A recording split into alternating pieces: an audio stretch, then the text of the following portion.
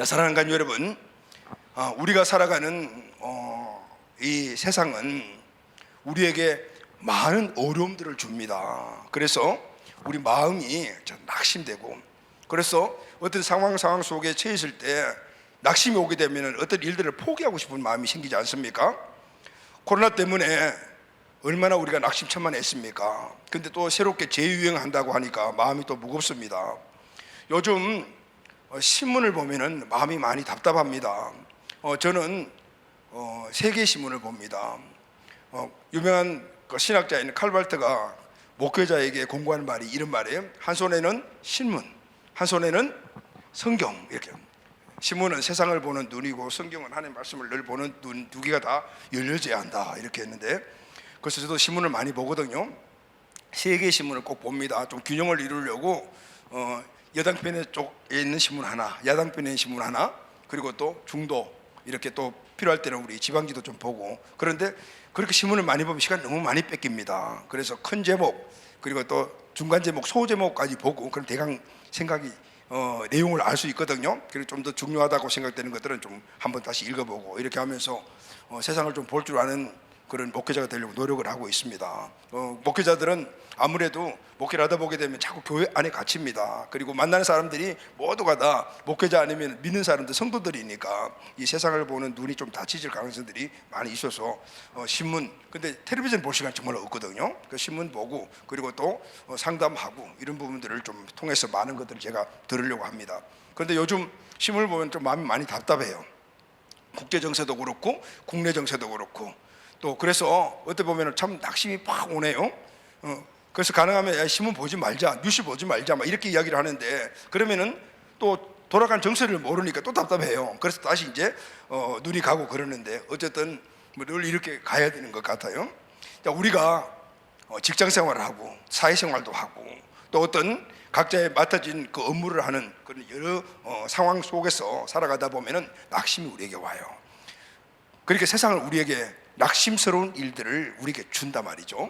신앙생활에도 마찬가지입니다. 낙심스러운 일들이 일어나요. 하나님의 나라와 그리고 또 교회 일을 하면서 낙심돼서 어느 경우에는 신앙생활 포기해야 되겠다, 이런 마음이 정말 극단적으로 들 때도 있고요. 그리고 또 교회 생활은 그냥 예배만 드리고 말아야지, 성도들 간의 교제나 아니면 어떤 특별한 그 일을 하지 말아야 돼. 왜냐하면 자꾸 이 관계 속에서 어려운 문제들이 오니까 낙심이 되니까, 신앙마저 흔들리니까 이게 내 신앙을 지키는 일이 되겠다, 이렇게 생각하시는 분들도 있는 것 같아요. 자, 여러분, 그렇습니다. 여러분, 예수 그리스도를 믿는 우리들에게도 낙심할 일이 세고 셌습니다, 정말. 그러나 낙심하지 않을 수가 있어요. 할렐루야, 아멘. 왜냐하면 오늘 우리가 본문 말씀을 보게 되면요, 정말 어려운 그런 상황 속에서 본문을 기록한 이 영적 거장이라는 사도 바울도 복음을 전하고 교회를 세우는데 엄청난 그런 어려움들을 당하고, 우리가 생각할 때는 낙심하고 다 그만 포기할 수밖에 없겠구나라는 그런 상황 속에서도 사도 바울이 바로 낙심은 이길 수 있다, 낙심을 이겼다라고 그렇게 고백을 하죠. 오늘 우리가 읽은 본문 말씀을 보면은 16절 상반절에 보면 그러므로 우리가 낙심하지 아니하노니, 사도 바울이 그렇게 고백합니다. 낙심할 거리가 정말 수도 없고 그렇게 많은 상황을 그렇게 만나고 당했지만은 낙심하지 않는다, 그렇게 이야기를 하고 있는 걸 볼 수 있잖아요. 여러분, 사람들은 거듭되고 어려운 힘들이 계속해서 반복적으로 오게 되면은 어쩔 수 없이 낙심을 합니다. 그리고 해야 할 일을 포기하는 경우도 우리가 참 많이 봐요. 뭐 저도 그렇고 여러분들도 그렇고 그런 경험들이 아마 다 있을 거라고 생각을 합니다. 그렇다면은 사도 바울의 이 특별함의 이유가 뭘까요? 사도 바울은 우리가 어떻게 보면 우리보다 더 많은 그런 환경을 만났음에도 불구하고 낙심 안 한다, 이렇게 지금 단호하게 이야기를 했잖아요. 왜 그래요? 어떤 이유 때문에 그럴까요? 이 사도 바울의 특별함은 이유가 뭘까요? 사도 바울에게는 낙심도 있었지만은 그 낙심을 이길 수 있는 소망이 있었기 때문입니다. 낙심만 있고 낙심에 집중하고 그게 낙심에 초점을 맞추게 되면 그냥 낙심할 수밖에 없잖아요. 그런데 사도 바울에게는 이 낙심을 하지 않고 낙심을 포기하고 다른 것을 잡아서 나갈 수 있는 희망이 그에게 있었기 때문에 그것을 붙잡으로 말미암아 그는 낙심을 넉넉히 이겼다, 이렇게 오늘 본문에서 말합니다.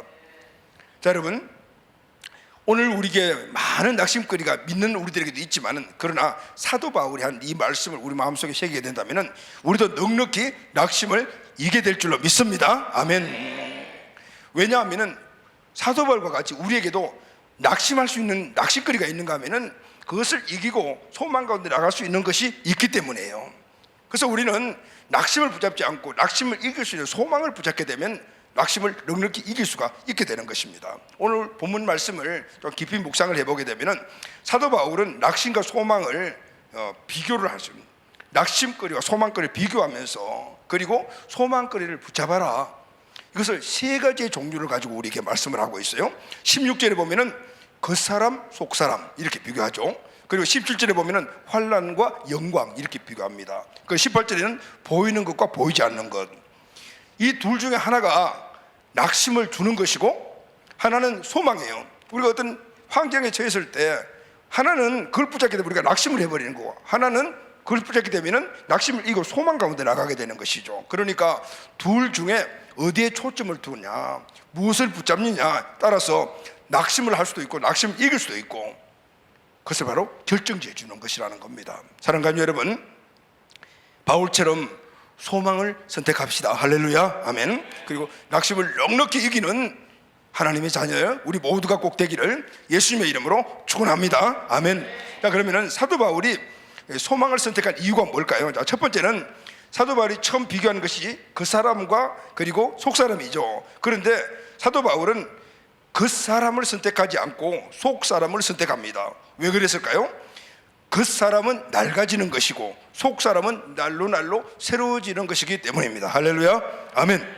자, 고린도후서 4장 16절 말씀을 다 같이 한번 큰 소리로. 지금 예배 분위기가 굉장히 영적으로 좀 많이 다운돼 있어요. 왜냐하면은 우리 청년들 어제 수련회 계속 2박 3일 동안 잠도 못 자고, 그리고 왔더만은 이제 오늘 이 자리가 좀 그렇게 편하게 쉬는 자리 같아요. 그러다 보니까 전체 영적 분위기가 지금 굉장히 막 다운돼 있어요. 그러니까 힘을 냅시다. 할렐루야, 아멘. 오늘 굉장히 중요한 말씀 우리에게 주는데 이 말씀 딱 놓쳐버리면은 다음에 또 언제 이 말씀을 듣겠어요? 하나님의 말씀은 그 안에 창조율이 들어있어요. 사람을 변화시키는 힘이 들어있단 말이죠. 왜냐하면 하나님이 말씀으로 우주 만물을 창조하셨잖아요. 빛이 있으라 했을 때 빛이 있었거든요. 이 말씀이 여러분들이 성령의 감동과 능력으로 듣게 되면요, 이 말씀이 나의 삶을 변화시키는 거예요. 설교 말씀 듣고 하나도 변화가 없어요. 그러면 이 말씀이 나에게 레마가 되지 않고 믿으면 안 된 거거든요. 그러니까 말씀에 집중하면서 이 말씀이 나에게 내 변화를 일으키는 창조율이 들어있는 말씀이 되라. 그러니까 여러분들 간절히 기대하면서 말씀 드려야 돼요. 그러려면은 정신을 바짝 차려야 돼요. 좀 영적으로 이렇게 어떤 졸림이 온다면은 벌떡이 나고, 그리고 또 너무 많이 졸림 뒤가 서 있어도 괜찮아요. 아무 이야기도 하지 않으니까. 할렐루야, 아멘. 자, 16절 말씀 다 같이 읽겠습니다. 시작. 그러므로 우리가 낙심하지 아니하노니 우리의 겉사람은 낡아지나 우리의 속사람은 날로 새로워지도다. 아멘. 자, 사도 바울이 낙심하지 않는 이유는 겉사람과 속사람이 있는데, 근데 사도 바울은 항상 낙심하지 하기 위해서 속사람을 선택했다, 그 말입니다. 근데 왜 그러냐면은 겉사람은 낡아지고 속사람은 날로 새로워지기 때문이다. 여러분, 사람에게는 겉사람이 있고 속사람이 있습니다. 우리가 하나님 은혜를 통해서 구원받은 자라면은 우리의 영이 살아나잖아요. 그렇게 되면은 우리에게는 영적인 활동이 생기는 거죠. 그러니까 예수 믿고 구원받지 않은 사람들은 그냥 그 사람의 모습을 가지고 살아가지만은 예수 믿고 구원받은 사람들은 그 사람과 속 사람이 함께 있는 거죠. 이게 우리에게 준 얼마나 큰 축복인지 몰라요. 왜냐하면은 속 사람을 선택할 수 있으니까. 근데 선택할 수 있는 속 사람이 없게 되면은 그냥 아무것도 일어나지 않는 거잖아요. 속 사람이 있는데 이 속 사람을 선택했다, 그 말이죠. 그 사람은 우리의 육신, 속 사람은 우리의 영혼이라고 얘기할 수 있어요. 그런데 거듭난 영 이렇게 얘기할 수 있죠. 그 사람은 이 세월과 시간의 환경의 영향을 받습니다. 그래서 나이가 먹어갈수록, 나이가 들어갈수록 점점 늙어지죠.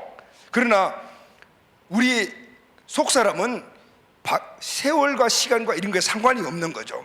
우리 그 사람은 시간이 지나게 되면은 후패해져 간다. 나이가 들고 늙어서 나중에는 죽게 되는 거죠. 그런데 이 일은 빈부귀천, 남녀노소, 그리고 신분과 불문입니다. 인간이라면 이 겉모습은 낡고 죽는 일은 누구도 피할 수 없는 일입니다. 지금 우리 여기 청소년들도 있고 청년들도 있잖아요. 이들이 아이 때 보게 되면 얼마나 이뻤어요. 정말 너무너무 이쁘잖아요. 보기만 해도 그냥 입이 이렇게 막 벌어질 정도로 그런 아이들의 모습이 있는가 하면은 이제 청소년이 되고 청년이 되게 되면은 아주 별처럼 빛이 나요. 다 이쁘고 다 멋있잖아요. 청춘의 애찬이라는 말이 있지 않습니까? 우리 작년 공동체도 그 시절에 우리가 다 겪어서 이 자리에 왔잖아요. 그래서 어느 순간부터 나이가 들어가면서 몸에 살집이 잡히고 팽팽하던 얼굴과 피부가 점점 축 처지고 주름이 들고 탄력을 잃어버리기 시작을 해요. 머리도 휘어지고 또 주름도 더 깊어지면서 또 나이가 들게 되면 검버스도 생기고 결국은 나중에 이 과정을 겪으면은 우리 육신은 죽고 영은 주님께로 가게 되잖아요. 이것이 바로 그 사람의 모습입니다. 우리를 낙심하게 하는 요소 중에 하나가 어떻게 보면 제일 큰 요소가 바로 이 그 사람의 낡아져가는 것, 후패해져가는 것이라고 말할 수가 있어요. 사도 바울도 하나님의 부르심을 받고 사명을 받고 수십 년 동안 복음을 전하면서 엄청나게 고생을 했습니다. 그래서 육신이 보통 사람들보다 더 빨리 낡아졌어요. 후패해진 것이죠. 그런데 사도 바울은 낡아져가는 육신을 보면서 낙심하지 않았습니다. 왜냐하면 그는 후패할 수밖에 없는 그 사람에게 초점을 맞추지 않고 속 사람에게 날마다 새롭게 하는 속 사람에게 초점을 맞추었기 때문이죠. 사도 바울의 초점은 그 사람이 아니고 속 사람이었습니다. 육신보다도 영적인 것에 더 초점을 맞추었어요. 그러니까 육신에 오는 이 문제를 영적인 이 성장을 통해서 너끈히 이겼다 그 말입니다. 육신은 늘 우리에게 후패해 가고 낡아져감으로 말미암아 우리에게 낙심을 주고 걱정 근심을 준단 말이죠. 그러나 그게 초점을 맞추면 그렇게 살아가야 되지만은 그러나 늙어가지 않고 후패되지 않는 속사람에게 초점을 맞췄기 때문에 사도 바울은 그 사람에 상관없이 그 사람이 주는 어떤 낙심적인 환경에서 넉넉히 이기는 사람이 되었던 것입니다. 요즘 그런 얘기가 있잖아요. 외모가 경쟁력이다. 현대인들은 자신의 외모에 엄청나게 신경을 씁니다. 여러분들도 예전하고 다르잖아요. 예전에는 생각지도 못했던 그런 뷰티 산업들이 요즘은 아주 그냥 각광을 받고 그냥 성장을 팍팍 해나가는 그런 것을 볼 수가 있잖아요. 왜냐하면 사람들 모두가 외모가 경쟁력이라는 생각을 갖고 있기 때문에 그래요. 요즘 현대인들은 그래서 이 외모를 가꾸는 데 신경을 참 많이 씁니다. 또 어떤 사람들은 자신의 소유에 지나칠 정도로 집착을 해요. 내가 갖고 있는 것 더 많이 갖기 위해서 집착하죠. 또 어떤 사람은 먹고 마시는 일에 엄청난 소모를 합니다. 얼마 전에 텔레비전을 잠깐 볼 일이 있어가지고 딱 봤는데 그게 마침 보니까 특집이 아니고 어떤 프로그램인가 봐요. MZ세대의 특징 이런 이제 그 프로그램이었는데 거기에 마치 그날 출연한 한 자매가 이 먹는 것 있잖아요. 이 먹는 것에 대해서 아주 삶의 초점을 걸고 살아가는 자매인데 그 자매를 속에 한 끼에 50만에서 60만 원 되는 이 머슬랭 추천 그런 식당을 한 달에 2번, 3번씩 찾아간다는 거예요. 그래서 한 달 그런 데 찾아가서 먹는 그 외식비가 190만에서 200만 원이던데요. 그 집이 어딘가 하면 세종시야.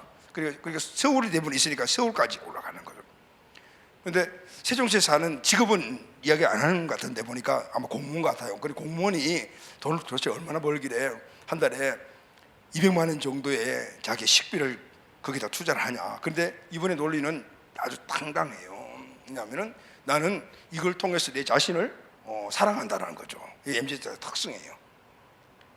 이렇게 요즘은 먹고 마시는 이런 부분에 초점을 맞추고 살아가는 사람들이 참 많은데 그런데 그 이야기를 듣는 사람들이 다 아멘은 아니구나 그냥 공감을 하는 거죠. 공감을 봤다. 그리고 멋있다. 인생 멋있게 사는구나 이렇게 이야기를 해요.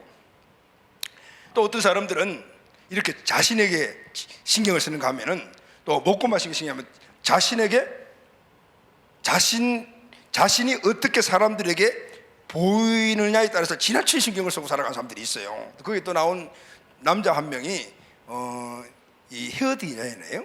헤어 디자이너인데 이 친구는 모든 삶이 어디다가 초점 맞추냐면은 자동차. 그래서 요즘 그 유행하는 카푸라는 말이 있잖아요. 이 친구는 헤어 디자이너인데 그에서 수입을 갖다가 90% 다 그 차 사는 데 사용을 하는 거예요. 그래서 모으고 해가지고 그래서 우리 외제차 좋은 차야. 이름을 잊어먹었네. 아주 1억 이상 되는 차를 샀어요. 근데 그 차는 운전하다 보면 이 뚜껑이 열리는 거야. 그러니까 뚜껑을 열고 시간이 있으면은 무조건 차 몰고 그냥 돌아다니는 거죠. 뚜껑을 열고. 그리고 사람들이 자기를 봐주기를 원하네요. 심지어는 서울 시내에 들어와서 남산 터널을 들어가는데 터널 들어가면 다 돼야 되잖아요. 터널 들어가는데도 열고 가는 거죠. 그러니까 이제 여기 같이 동승한 PD가 물었어요. 아니 여기 다 돼야 되잖아요. 그러니까 지나가는 차가 나를 볼 겁니다 이렇게 생각하는 거죠. 차에 사는 사람들이. 여러분 어쨌든 근데 이 MZ세대 특징이라면서 다 박수치고 거기에 댓글로 올라오는 이런 부분들을 보면은 와 멋있다, 나도 그렇게 살고 싶다 이렇게 이야기를 해요. 자, 여러분 어떻게 보면은 일리가 있는 이야기 같기도 하고 이해가 되기도 해요. 그런데 여러분 중요한 것은 지금 이런 이 모든 것들은 결국은 따져보게 되면은 다 지나가는 것들이에요. 물론 외모에 신경 쓰지 말라거나 아무것도 소유하지 말아라, 먹고 마시지 말라는 이 금욕주의를 제가 여러분들에게 요구하는 게 아니에요. 여러분 우리 자매님들이 예쁘게 가꾸고 살아야 돼요. 할렐루야, 아멘. 또 건강을 위해서 우리가 운동도 열심히 해야 해요. 매력 있게 살아야 합니다. 제가 좀 비밀이지만 저도 여러분들에게 좀 하나 이렇게 간증을 해야 될 게 지금 제 눈썹을 문신을 했어요. 왜냐하면 유튜브에 이 방송에 나가니까 우리 사역자들이 목사님 눈썹 없으니까 너무 이상하게 보여요. 그래서 눈물을 머금고 한 번 했더만 그 다음부터 계속 하고 싶은 거예요. 자, 어쨌든 필요에 의해서는 저는 여러분들도 그걸 뭐 생수도 해야 된다고 생각을 해요. 그렇게 했을 때 내가 자신감 있게 된다 하지만은 중요한 것은 그것에 초점이 되고 그것이 기준이 되고 그것이 인생의 우선순위가 되면 안 된다 그 말이에요. 왜냐하면은 그것에 매달려 살면 안 되는 이유는 그것들은 다 지나가는 것들이고 오늘 사도 바울이 말은 바로 그 사람이기 때문에 그래요. 그 사람이 여러분 생각해 보십시오. 우리 그 사람에게 초점을 맞추고 살다 보면은 그 사람은 어쩔 수 없이 후배해져 가는데 그러면은 그 후배해져 가는 것들에 따라서 계속 하다 보면 우리가 낙심할 수밖에 없어요. 내가 소유한 것들이 내 인생에 초점을 두고 살아간다라면은 그것도 결국은 있다가 없다 이렇게 되는 것이기 때문에 없을 때는 내가 낙심되죠. 있으면은 좋겠죠. 그러나 항상 있을 수는 없는 것들이기 때문에 이게 모두가 다 그 사람을 보이는 것이란 말이죠. 그래서 여러분 오늘 사도 바울이 그 사람의 초점을 맞추지 않고 속 사람에게 초점을 맞추니 그 사람 때문에 오는 어떤 낙심도 이길 수 있더라고요. 할렐루야, 아멘. 그래서 여러분 구원받은 우리는 바로 영이 살아있는 존재이기 때문에 영적인 삶을 살아가야 돼요. 영적인 것에 초점을 맞춰서 속 사람이 날로 건강하도록 살아가야 돼요. 그래서 속 사람에게 뭘 해야 되죠? 투자를 해야 돼요. 속 사람이 날로 새롭게 해야 되는 거죠. 그 방법이 뭘까요?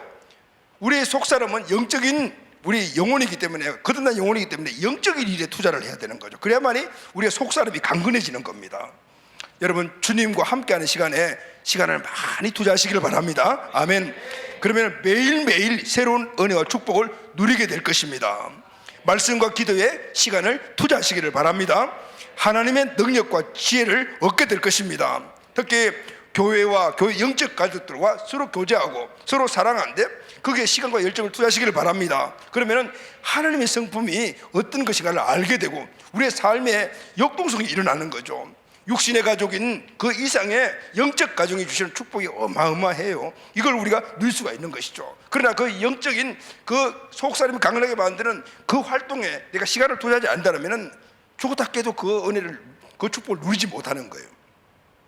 자, 속사람에게 초점을 맞추고 속사람에게 투자하고 산다라면은 그 사람이 오래 사용해 낡아 보여도 그것 때문에 낙심하지 않게 될 줄로 믿습니다. 아멘. 자, 두 번째, 사도 바울은 환난과 영광을 비교하면서 환난에 초점을 맞추는 게 아니고 영광에 초점을 맞췄기 때문에 항상 낙심해서 이겼다 이렇게 말합니다. 왜냐하면 환난은 잠시고 영광은 크고 영원한 것이기 때문이다 라고 말합니다.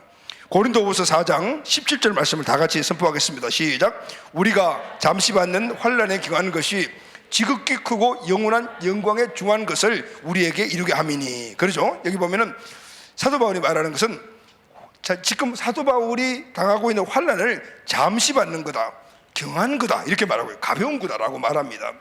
사도 바울이 겪은 환난은 결코 잠시 받은 환난이 아니었어요. 그리고 아주 가벼운 것이 아니었어요. 사도 바울은 구원받고 사명을 받는 그 순간부터 죽을 때까지 항상 환난을 겪었어요. 그 잠시가 아니었어요. 평생 동안 환난을 받았어요.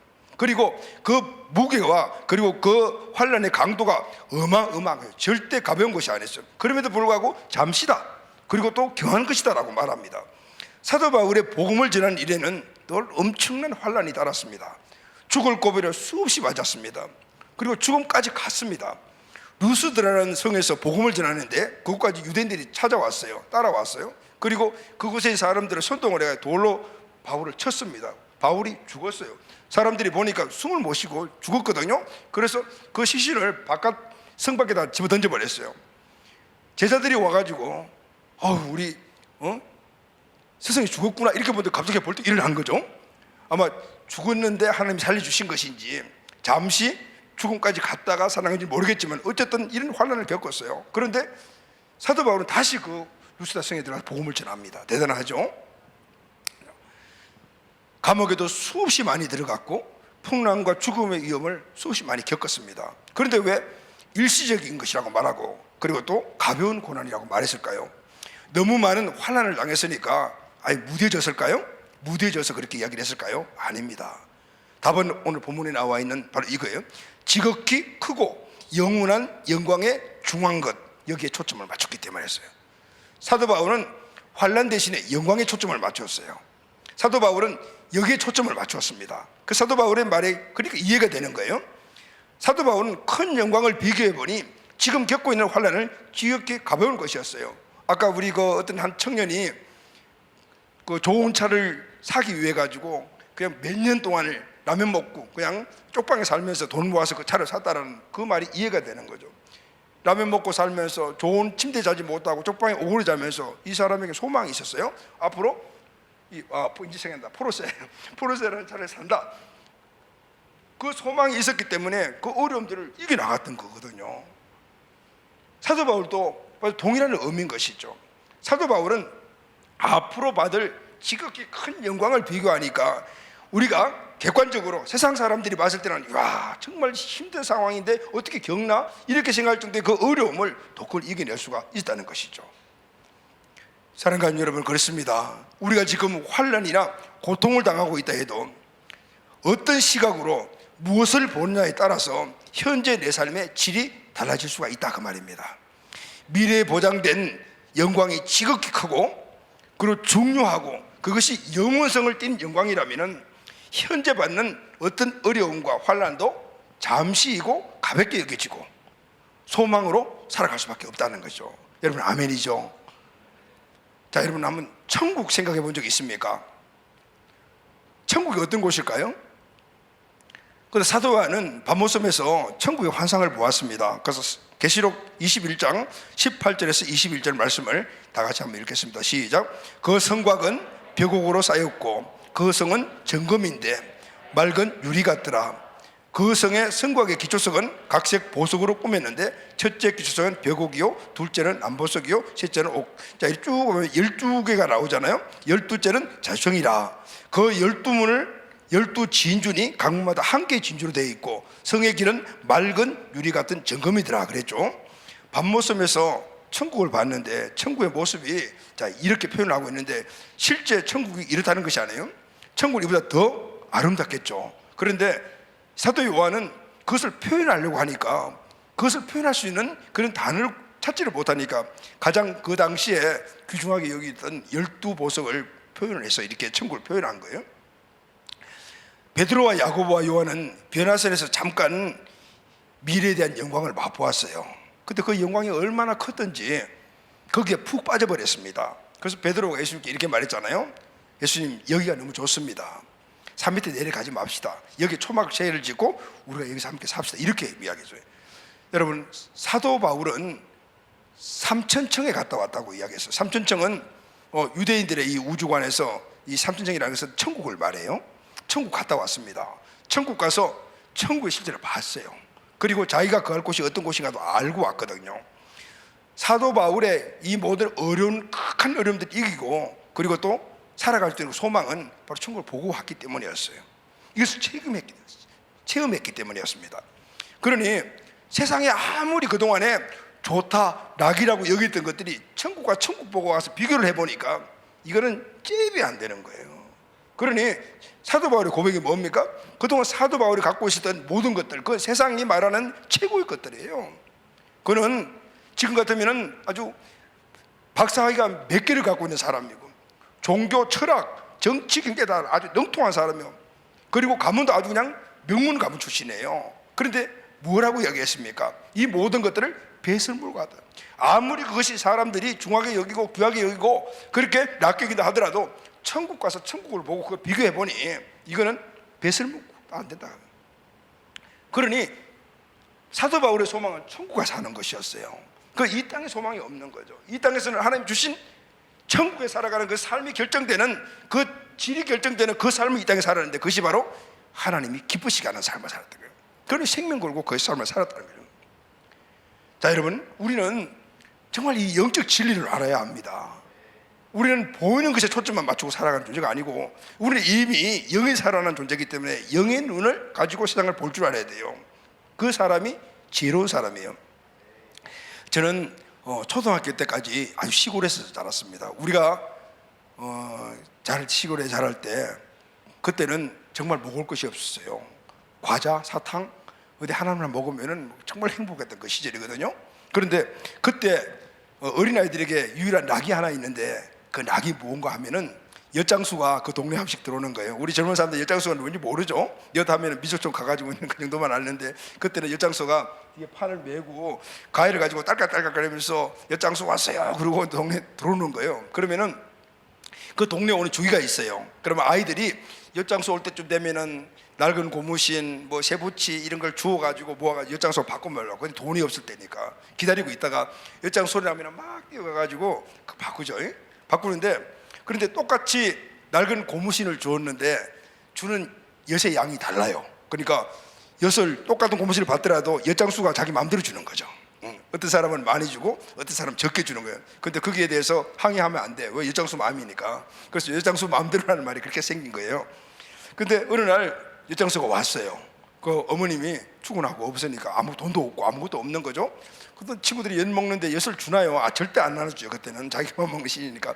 그래서 엿을 먹어야 되겠는데 뭘 가지고 엿을 바꿔 먹냐. 그래서 보기 가봤더만은 양은 냄비가 있는 거예요. 딱 그거 하나밖에 없는 거죠. 그래서 얼른 들고 와가지고 엿을 바꿔 먹었어요. 너무 맛있잖아요. 그날 저녁에 어떻게 됐을까요? 말을 안 해도 아시겠죠. 왜냐하면요, 그때 그 양은 냄비는 그냥 요즘식의 양 냄비가 아니에요. 밥도 하고 국도 끓이고 숭늉도 만들고 다 하는 거예요. 그거 없으면 못 먹는 거예요. 그런데 이 먹는데 정신이 팔려가지고, 엿에 열심히 팔려가지고 진짜 중요한 걸 갖다 생각 버리단 말이에요. 그 생각이 뭐냐면은, 우리는 진짜 중요한 것을 모르고 살아가는 경우들은 많구나. 그거 없으면 밥 못 해 먹는데 그날 정말 얼마나 많이 맞았는지 지금까지 기억이 나는 거예요.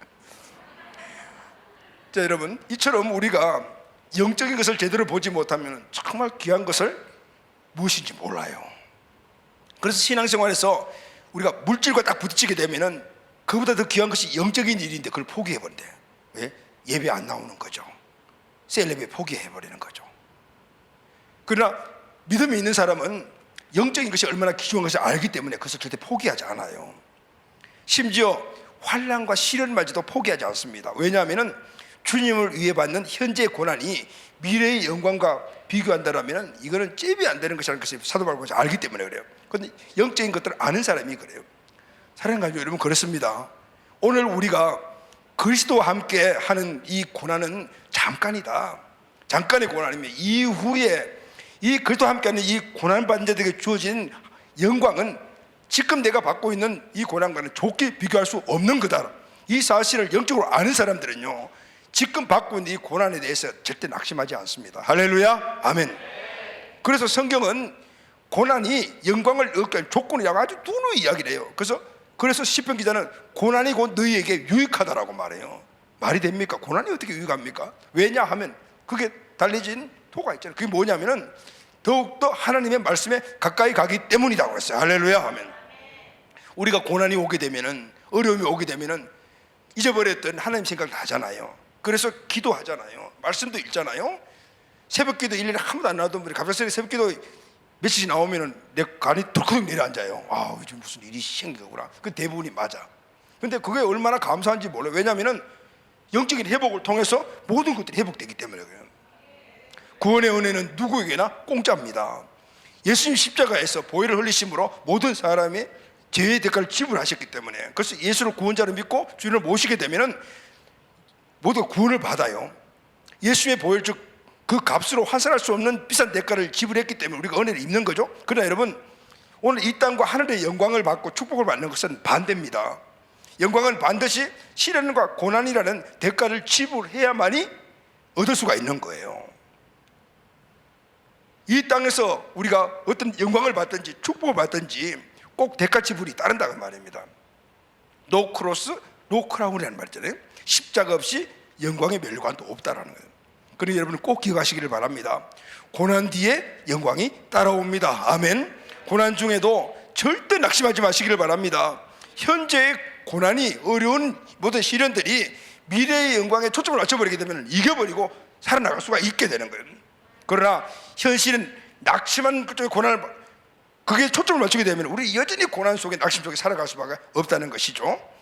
현실에, 낙심에 우리의 초점을 맞추지 말고 그것을 이기며 나갈 수 있는 소망의 초점을 맞춰서 우리의 믿음의 삶이 더욱더 빛난 삶이 되기를 예수님의 이름으로 축원합니다. 아멘. 자, 사도 바울이 세 번째 이야기는 이겁니다. 보이는 것과 보이지 않는 것, 보이는 것과 보이지 않는 것을 비교하면서 보이지 않는 것에 초점을 맞추고 살아가. 그러면은 낙심을 이길 수 있다라고 말합니다. 여러분, 우리에게는 눈이 있습니다. 제가 눈이 있기 때문에 여러분도 보죠. 여러분도 눈이 있기 때문에 저를 보실 수가 있습니다. 그런데 믿음을 갖고 있는 우리에게는 눈이 두 가지입니다. 육적인 눈과 영적인 눈이 있습니다. 둘 다 시력이 좋아야 합니다. 육의 눈은 나이가 들게 되면 시력이 낮아져 점점 침침해지죠. 이렇게 안경을 끼야 되는. 요즘 컴퓨터, 핸드폰을 사용하는 사람들에 있어서 시력이 점점 더 나빠지는 것 같아요. 안경 낀 분들이 되게 많아졌어요, 옛날보다도. 더 중요한 것은 우리의 영적 시력이 좋아야 돼요. 영적인 시력이 좋아야 낙심하지 않는 믿음의 사람이 될 수가 있습니다. 사람들이 낙심하는 이유가 무엇입니까? 눈에 보이는 부분이 마음에 안 들기 때문에요. 그런 말을 눈에 차지 않는다, 마음에 차지 않는다 이런 말 하잖아요. 마음의 눈으로 보고. 그래서 내 욕구에, 기대에 차지 않는 거예요. 그러니까 낙심하는 거죠. 낙심하는 거예요. 본문 고린도후서 4장 18절 보면은 우리가 주목하는 것은 보이는 것이 아니요 보이지 않는 것이니 보이는 것은 잠깐이요 보이지 않는 것은 영원함이라 라고 말합니다. 보이는 것에 주목하면은 늘 낙심해요. 그러나 보이지 않는 것, 거기에 주목하게 되면은 낙심하지 않고 소망을 가지고 살아갈 수가 있다 그 말이에요. 보이는 것은 잠깐이요 보이지 않는 것들은 영원한 것이기 때문에 그렇습니다. 자, 여러분의 영적 시력이 얼마나 되십니까? 영적 시력이 좋아야 보이지 않는 것에 대해서 중요성을 느낄 수가 있어요. 보이는 것은 헛되고 덧없는 것이고 보이지 않는 것이야말로 참된 것임을, 영적 시력이 좋으면 좋을수록 그것이 더 강하게 우리의 믿음으로 온단 말이에요. 여러분, 사람의 일생을 한번 생각해 보십시오. 엄마 뱃속에서 태어나서 초등학교, 중학교, 고등학교, 대학교 취직하고 그리고 또 결혼하고 자녀 놓고 그리고 다 보면은 승진도 하고 또 승진도 못할 때도 있고 또 실패할 때도 있고 그리고 또 성공할 때도 이런 일들이 쭉 반복되어 나가는 것들이 우리 인생이잖아요. 그러다가 나이 들면은 죽게 되는 거예요. 근데 이 모든 것들이 다 보이는 것입니다. 세상 전체가 다 보이는 것으로 만들어진 거죠. 그래서 이 세상의 모든 사람들이 보이는 것을 보며 살아가고 있어요. 보이는 것에 초점을 맞추고 살아가고 있는 거죠. 근데 문제는 보이는 것은 잠깐이고 잠시고 금방 지나가는 거죠. 여러분, 원래 제가 나이가 이렇잖아요. 말하기가 정말 요즘 하기 싫어. 그런데 눈 깜빡하고 와 있는 거죠. 아직도 우리 청년들 만나면 청년 같고 청소년 만나면 청소년 같고 어린이만 어린이 같은데 지금 내 나이는 벌써 이래. 근데 눈이 깜빡하게 왔더라니까. 이게 도대체 무슨 말인지 여러분 이해가 안 될 수도 있는 거예요. 그런데 정말 빨리 지나가는 거예요. 그리고 지나갔던 과거를 보게 되면은 예수님 없이 예수님 살았던 것들이 다 무상한 것들이더라고요. 제가 우리 청소년 청년들 만나면 늘 그 이야기를 해요. 보이는 것들이 죽게 되면 나중에 그것이 정말 의미 없는 이유구라는 것들을 알게 되더라고요. 인생 무상이라는 말이 있잖아요. 부귀영화를 다 누린 솔로몬 왕이 말했어요. 헛되니 결론이 뭐죠? 다 헛되도다.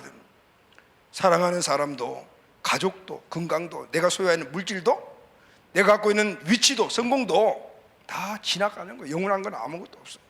보이는 것은 다 지나가요. 요즘 강가 텔레비전 볼 때 보면은 예전에 우리 젊으실 때 그때 한참 인기 있던 스타들이 나이가 들어서 나오는 모습들을 많이 보더라고요. 나와서 그런 프로그램들이 많이 나오는데 근데 그게 뭐 향수를 자가고 좋은 건데 나는 그게 보기 싫더라고요. 왜냐하면은 이렇게 후회되는 모습들을 자꾸 보니까 마음이 더 다운되는 거예요. 근데 우리는 어쩔 수 없이 그렇게 지나가는 거예요. 그때 정말 막 영향을 주었던 그 아름다운 모습을 그냥 간직하고 싶은 건데 나이 든 모습을 보니까 그게 이미지가 완전히 사라지는 거예요. 그 마음속에서 세워지는 거죠. 아예 안 보는 게 좋겠다는 생각을 해요. 어쩔 수 없이 지나가는 거예요. 돌이킬 사람은 아무도 없어요. 근데 여러분, 보이지 않는 것이 있어요. 보이지 않는 것들이 뭐죠 여러분? 그것은 하나님, 예수님, 성령님, 지옥, 천국 다 보이지 않아요. 예수님 재림 안 보여요. 예수 믿는 사람들이 받을 영광 안 보입니다.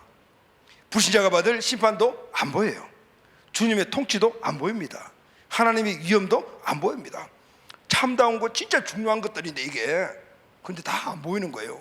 그 어떤 분이 우스갯소리로 그런 이야기를 해요. 왜 하나님은 이렇게 중요한 것들을 안 보이게 만들었을까요? 보이게 만드는 이 중요한 것들이 있다면 도둑놈이 다 훔쳐갈 거기 때문에 안 만들었을 거라고, 안 보이게 했을 거라고. 좀 일리가 있는 얘기 같아요. 자 여러분, 이 모든 것 진짜 중요하고 정말 중요한 것들은 안 보이는 것들이에요. 그런데 이것을 볼 수 있는 눈이 영적인 눈인 거예요. 믿음의 눈으로 바라볼 수 있게 하나님 만들어 놓은 것이죠. 그래서 여러분, 믿음을 뭐라고 해요? 믿음은 바라는 것들의 실상이오라. 바라보다라는 말이 스코페오라는 이 헬라어는 우리가 그냥 슬쩍 이렇게 보는 것이 아니고 중요한 책을 볼 때 보면서 줄을 치면서 이 몰입해서 보는 있잖아요. 바로 그걸 이야기를 해주는 거예요. 보이지 않는 세계, 보이지 않는 하나님에게 몰입해서 거기에 초점을 맞춰놓고 사는 사람들, 바로 크리스찬들입니다. 할렐루야. 저와 여러분들입니다. 히브리서에서 믿음의 장에 나오는 그 믿음의 선배들을 보면은 모두가 이 영적 시각이 아주 좋은 사람들이었어요. 이집트의 왕자였던 모세는 보이는 세상 권력과 부귀영화 그걸 보지 않고 보이지 않는 하나님을 바라본 믿음의 눈이 강한 사람이었어요. 그러니까 광야 길을 선택했죠. 만약에 지금 우리 살아가는 삶에서 어떤 사람이 모세와 같은 그런 부귀 영광이 다 보장되는 것을 버리고 광야 길로 갔다라면은 뭐라고 이야기할까요? 미친 사람이라고 이야기하죠. 그런데 모세는 그것을 선택한 거예요. 모세가 미친 사람이 아니다 그 말이에요. 모세가 머리가 없는 사람이 아니거든요. 그런데 그걸 선택을 했어요. 왜냐하면은 영적인 눈이 있어서 영적으로 그걸 볼 수 있었기 때문에 그랬어요. 히브리서 11장 24절 입을 보면은 믿음으로 모세는 장성하여 바로의 공주의 아들이라 칭함받기를 거절하고 도리어 하나님의 백성과 함께 고난받기를 잠시 죄악의 낙을 누리는 것보다 더 좋아하고 그들을 위하여 받는 수모를 애굽의 모든 보화보다 큰 재물로 여겼으니 이런 상 주심을 바라봄이라 말해요. 모세가 고난을 택한 것은 그것이 훨씬 남는 장사라는 것을 알아들어요. 남는 장사. 그러니까 모세가 바보가 아니에요. 여러분, 사도 바울이 갖고 있는, 조금 전에 여러분들이 설명했듯이 그가 갖고 있는 세 것은 어마어마하게 중요하고 귀하고 사람들이 인정받는 것을 다 갖고 있었어요. 그럼에도 불구하고 그가 그것을 내려놓고 고난의 길을 선택한 이유가 뭐겠어요? 사도 바울이 바보겠습니까? 사도 바울이 뭐라고 말했습니까? 나의 달릴 가기과 주의 시켜 받은 사명을 감당하는 내 생명도 조금을 아끼지 아니하노라. 바보야? 바보라서 그렇습니까? 아니에요. 사도 바울의 말은 이거예요. 나도 머리가 있는 사람이다. 나는 바보가 아니다. 나도 다 생각이 있다. 지금 이 받는 고난은 나중에 받은 영광과 비교하게 되면 훨씬 더 남는 장사야. 그래서 내가 이걸 선택한 이 말이에요. 모세도 사도 바울도 모두가 다 훨씬 남는 장사라고 생각했기 때문에 이 땅의 고난을 선택해야 돼요. 이것은 믿음의 눈을 갖고 있는 사람만이 볼 수 있는 것이라는 하늘의 상급을 보았기 때문에. 할렐루야, 아멘. 우리가 하나님 나라의 확장을 위해서, 영혼 구원을 위하여, 교회와 선교 사역을 위해서 물질을 드리고 시간을 드리는 것, 어떻게 보면은 희생같이 보이지만은, 낭비같이 보이지만은, 그렇게 생각하시는 분들이 있지만은 그렇지 않다고 말이죠. 여러분, 너무나 감사하게 우리 다음 세대가 잘 성장하고, 그리고 또 그들이 다음 세대 그 교제 공간, 그리고 또 친구들을 출동할 수 있는 공간을 우리가 한 3개월에 걸쳐서 이제 거의 마무리가 되어서 월요일부터 그 카페는 그 시험으로 이렇게 판매하는 걸 시작한대요. 그래서 이제 수입을 가지고 청년 공동체가 스스로, 우리 교회 공동체가 아직까지 재정적으로 많이 이렇게 풍족하지 못하기 때문에 지원을 못 해줘요. 그러니까 스스로 알았어. 저는 교회 공동체 재정이 넉넉하더라도 청소년이나 청년들의 이런 활동들은 절대로 교회에서 100% 지급하지 않을 생각이에요. 스스로 그것을 통해서 하나님이 살아계심을 봐야 되거든요. 이번에 그걸 많이 봤거든요.